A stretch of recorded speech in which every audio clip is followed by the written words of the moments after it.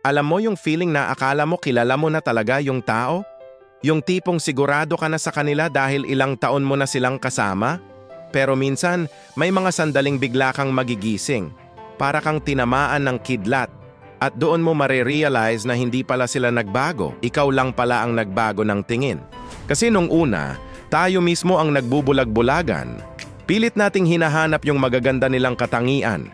Pinanghahawakan natin yung mga pangakong binitiwan nila kahit na paulit-ulit na nilang pinapatunayan na salita lang yon. Alam mo kung bakit? Kasi mahal natin sila. Kasi gusto nating maniwala na may maganda pa ring parte sa kanila. Kasi ayaw nating tanggapin na minsan, yung mga taong pinakamalapit sa atin ang pwedeng maging dahilan ng pinakamalalim nating sugat. Pero tandaan mo to, hindi mo kasalanan kung ngayon mo lang nakita ang totoo. Hindi mo kasalanan kung binigyan mo sila ng pagkakataon. Hindi mo kasalanan kung naniwala ka sa kanila. Kasi yan ang ginagawa ng taong may pusong mapagmahal, nagtitiwala, umaasa, naniniwala sa kabutihan ng iba. Ang mahalaga ngayon, gising ka na. Ngayon malinaw na sa'yo kung sino talaga sila.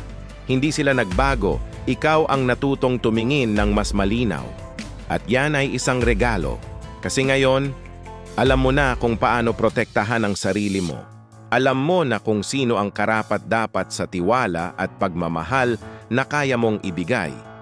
Kaya sa mga nakakaintindi, sa mga dumaan din dito, hindi ka nag-iisa. Normal lang masaktan. Normal lang magalit. Normal lang malungkot. Pero tandaan mo, ang pagkakaroon ng malakas na puso ay hindi lang tungkol sa pagmamahal. Tungkol din yan sa pagmamahal sa sarili.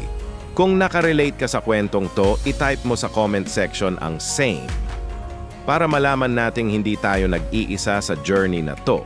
At kung gusto mo pang makinig ng mga ganitong kwento, i-click mo lang ang subscribe button. Salamat sa pakikinig, kaibigan. Tandaan mo, deserve mo ang tunay na pagmamahal.